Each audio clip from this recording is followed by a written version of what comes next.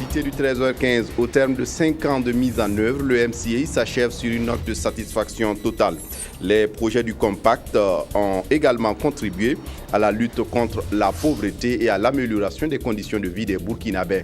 Et puis, le président des États-Unis s'est dit prêt cette nuit à frapper l'État islamique en Syrie et à étendre les raids menés en Irak afin de détruire le groupe djihadiste ultra-radical. Dans un discours prononcé cette nuit donc, en commémoration des attentats du 11 septembre 2001, Barack Obama a aussi annoncé l'envoi de 475 agents en Irak, puis qui seront engagés dans des combats au sol. Mesdames, Messieurs, bonjour et ravi de vous retrouver. Mais d'abord, le président du Faso est rentré de Dubaï où il a participé au Forum Afrique sur l'investissement sur le continent. Une rencontre qui a été une tribune pour les investisseurs au Burkina. C'est le cas de Cheikh Ahmed Ben Arem Al-Ahmed qui veut investir dans l'aviculture et l'hôtellerie au Burkina. Cet homme d'affaires des Émirats arabes unis s'est entretenu avec le président du Faso sur les contenus de ses projets. Il en parle au micro de Adjima David Tchombiano. Nous souhaitons investir dans le secteur de l'aviculture, de l'alimentaire, de l'industrie du tourisme et également de l'hôtellerie. C'est ce que nous souhaitons investir au niveau du Burkina. Je dois dire que notre société, l'une des plus grandes sociétés sur la place de Dubaï ici, nous intervenons notamment dans le secteur de l'aviculture, comme je vous l'ai dit tantôt, et également nous sommes très actifs dans le secteur du pétrole et du gaz, et également dans le secteur de l'environnement. Nous avons déposé un dossier au niveau donc, du Burkina Faso pour pouvoir investir dans le secteur de l'aviculture. Le MCA inaugure des réalisations à l'ouest du Burkina, dans la province du Kénédougou, de la Komoué et de la Liraba. Le projet a financé, à travers le financement du peuple américain, a pu financer les constructions de pistes rurales. Environ 144 km de pistes ont été construites pour désenclaver la région. Ali Traoré sur place à Bobo Dioulasso. Le projet compact du Millennium Challenge Corporation a pris fin au Burkina, mais continue de faire parler toujours de lui à travers son volet sécurisation foncière. Ce matin à Toussiana, la mobilisation de la population et l'ambiance du jour traduisent la grandeur de l'événement. Plus de 144 km de pistes rurales réhabilitées par le Millennium Challenge Corporation à plus de 240 milliards de francs CFA. L'objectif, comme l'a dit M. le ministre, est de permettre l'accès au marché, aux écoles, aux hôpitaux, pour ouvrir, pour désenclaver, si vous voulez, les villages, afin d'encourager la croissance économique et bien la réduction de pauvreté. Ces 144,8 km de pistes rurales réparties dans les provinces de la Komoué, de la Liraba et du Kénédougou sont non seulement un renfort pour le patrimoine du réseau des pistes rurales, mais faciliteront également les échanges agro-silvo-pastoraux entre la région des Hauts-Bassins et celle des Cascades.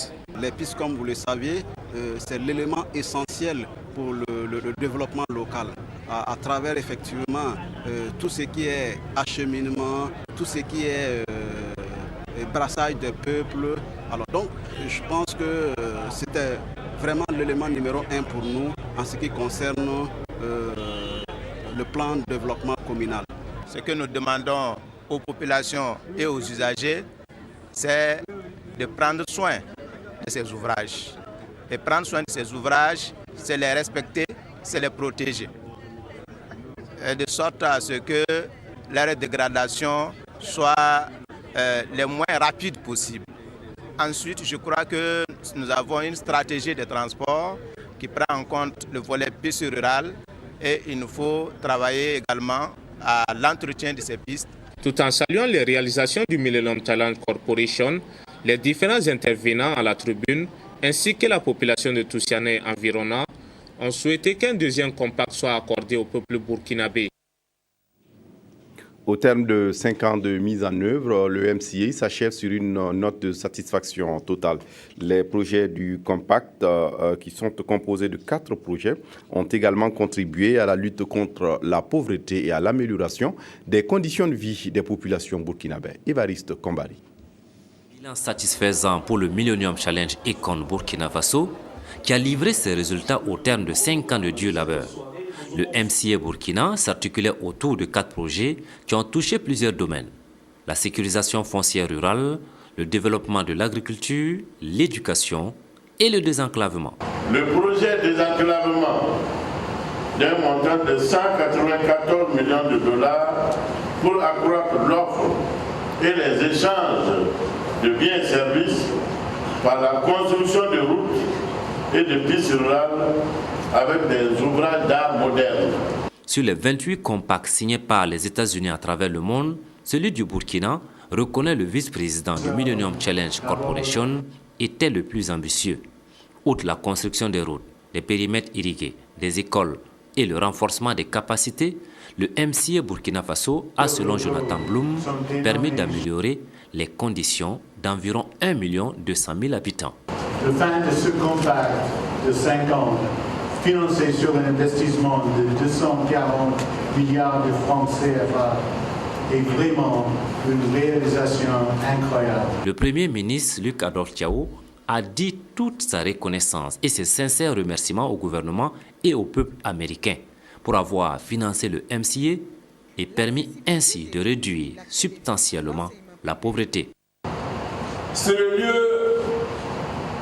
dis-je, de reconnaître la qualité de l'accompagnement technique et financier du Millennium Challenge Corporation, tant au niveau des équipes de Ouagadougou qu'à Washington, qui a permis à l'unité nationale de coordination du programme de conduire avec brio ce programme et de relever à la satisfaction de tout le peuple burkinabé les importants défis attachés à ce vaste et ambitieux programme. La réussite du compact du Burkina Faso a été rendue possible grâce au dynamisme de tous les acteurs, mais surtout à Kateri Clement, représentante résidente du MCC. Son sens du management et sa détermination ont été reconnus par le gouvernement burkinabé et couronnés par une décoration. Je suis émue qu'on a reconnu notre travail de cette façon et aussi on est très content ce soir de partager le résultat avec la communauté. C'en est fini pour le MCA Burkina Faso qui, il faut le rappeler, a débuté en juillet 2009 pour s'achever en juillet 2014 avec un taux d'exécution financière de plus de 98% et 100% de taux d'exécution physique. Le gouverneur du Centre-Est était en tournée les 8 et 9 septembre dernier dans les champs de sa région. Il a visité des champs de mil, de sésame ainsi que des rizières. Une tournée qui a permis au gouverneur et à sa suite de constater une belle physionomie de la campagne. Amadou Marcel To, sur place à Tinkodogo. Ce bas-fond risicole de 35 hectares emblavé de Niasega dans le Koulpelogo, visité par les autorités de la région du Centre-Est, est en phase d'épiaison. Il est aménagé et mis en valeur par le PAPSA au profit du groupement Malakboudou. C'est un grand bassin versant dont on constate une destruction des diguettes avec les fortes eaux, surtout qu'il pleut abondamment. C'est la difficulté majeure qu'on observe. Ils peuvent espérer sur tous les 35 hectares là, et 175 tonnes de riz. À Nyangren, dans le Boulgou, le gouverneur et sa délégation se sont intéressés à l'exploitation de 30 hectares de sésame du Cheikh Mohamadi Maïga. Ici, il est attendu pour cette saison 18 tonnes de sésame avec une marge bénéficiaire d'environ 14 800 000 francs CFA. Mon exploitation totalise une superficie de 60 hectares, dont 15 hectares de maïs, 15 hectares en sorgho et 30 hectares pour le sésame. Dans le village de Yangden, on n'a jamais enregistré en tout cas des postes de sécheresse qui puissent en tout cas compromettre la production dans la zone. Ça fait 31 ans que nous sommes dans la zone ici et nous n'avons jamais enregistré en tout cas une mauvaise pluviométrie. En plus du bas-fond risicole à Nakaba et de cette parcelle de démonstration du Niébé à Songretenga dans le Kouritenga, le champ de Yamba Paul Kielem a aussi attiré l'attention de la mission. Pour la production de cette variété de sorgho, le Sariaso 14, le producteur déplore l'insuffisance des engrais de bonne qualité. Ce suivi de la campagne agricole humide 2014-2015 vise d'abord à apprécier l'état d'évolution de la campagne agricole dans notre région, mais également à voir les différentes réalisations qui ont été faites avec l'appui de différents partenaires et encourager ces partenaires-là et également d'encourager les producteurs et les techniciens qui s'évertuent effectivement à améliorer en tout cas la sécurité alimentaire dans la région. Au vu de tout ce qui s'est présenté à nous, nous avons espoir effectivement que cette campagne, nous pouvons l'estimer satisfaisante. La seule préoccupation qui pourrait se poser à nous, c'est que toutes les productions ne sont pas à maturité. Nous aurons encore besoin de quelques pluies. Et pour la promotion de la filière manioc, les femmes du groupement Tsugurunoma de Bitou ont bénéficié d'une unité de transformation de cette tubercule grâce au programme d'appui et de promotion du secteur privé en milieu rural PASPRO. Le programme national de volontariat fait le bilan de ses activités du premier semestre de l'année en cours. Il a réuni à Bobo-Dioulasso les responsables de 12 centres régionaux pour cette évaluation. Le point avec Kadou Romenki sur place à Bobo. En concertation ici à Bobo-Dioulasso, ces assistants techniques et responsables des centres régionaux de volontariat auront 3 jours pour jeter un regard rétrospectif sur les activités menées par le programme national de volontariat au cours du premier semestre de l'année en cours. Objectif, faire les réajustements nécessaires pour une meilleure planification du programme. Et ce cadre de concertation se veut un outil assez important de recadrage de certaines activités ou des difficultés rencontrées au cours des missions des volontaires afin de pouvoir atteindre encore une fois les objectifs que se sont fixés le programme national de volontariat afin d'accélérer quand même certaines dispositions afin d'atteindre les objectifs du millénaire pour le développement socio-économique du Burkina Faso. De 2006 jusque-là, il y a eu au minimum 1 millier de volontaires par an en moyenne. Le nombre de volontaires croît d'année en année.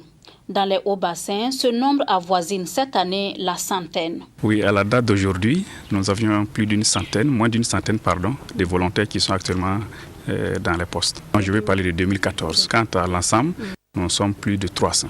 Le volontaire a pour mission première de se rendre utile pour sa nation. Mais au-delà, cet engagement lui offre l'opportunité pour renforcer sa capacité d'employabilité, car bénéficiant d'une formation et d'une attestation de compétences dans le domaine où il a servi. La durée de service est de 6 mois renouvelable, mais sans excéder 3 ans. En sport, les étalons sont de retour après leur exploit hier à Luanda, en Angola, contre les Palancas Negras. Les poulains de Paul Put ont pris par cette victoire une avance certaine pour les prochaines étapes. Lassina Sawadgo, qui était du voyage, nous fait le résumé du match. Les étalons ont frappé fort au stade du 11 novembre ce mercredi. 3 buts à Luanda et des Angolais KO et abasourdis par une fringante équipe des étalons qui a fait une démonstration de force. Un but juste avant la mi-temps d'Aristide Mansé qui vient concrétiser la bonne seconde partie de la première période des étalons. Une première partie où les Angolais se sont signalés par 2 fois sans succès. Pas perdu, c'est toujours les Angolais qui... Attention! La seconde période va être cauchemardesque pour les Palancas Negras. Les étalons ont pris la mesure de leurs adversaires et puis 3 pas. L'un des plus adulés par les Angolais est à la réception d'une passe de Jonathan Zongo. Sans trembler, le meilleur joueur de la dernière CAN ne rate pas la cible. 2-0, les Angolais sont dépassés et un 3e but va venir illustrer la qualité de jeu des poulains de Paul Put et un Pitrapa plus qu'à son aise dans son rôle d'électron libre pour son doublé et le 3e but du Burkina. Le public va applaudir les étalons et saluer comme il se doit les sorties de Aristide Mansé et de Jonathan Pitrapa, les 2 joueurs les plus connus dans cette partie du continent, en plus d'Alain Traoré. 3-0, le Burkina est solide leader du groupe C, surtout que le Gabon et le Lesotho ont fait match nul.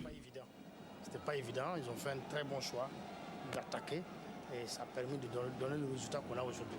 En tout cas, un beau match modeste, un très beau match, c'est vrai.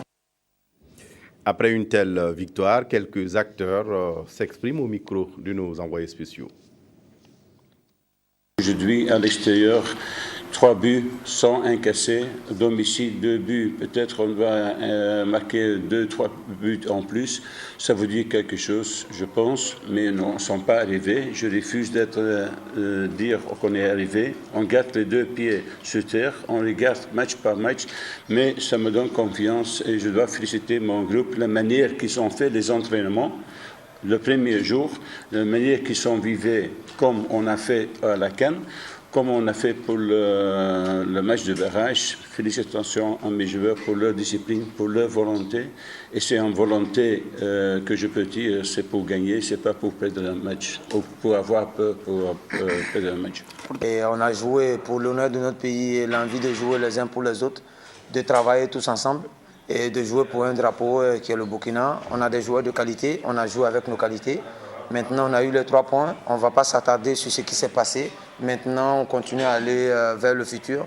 Et pour dire que le futur est un bon présage, si on continue à rester sérieux dans le travail et à donner cette envie, ce plaisir qu'on a de jouer et de prendre du plaisir sur le terrain. Je pense que la pelouse aujourd'hui était bonne pour pratiquer du beau football. On a joué, on a gagné et tout est à oublier. Maintenant, on pense au match contre le Gabon.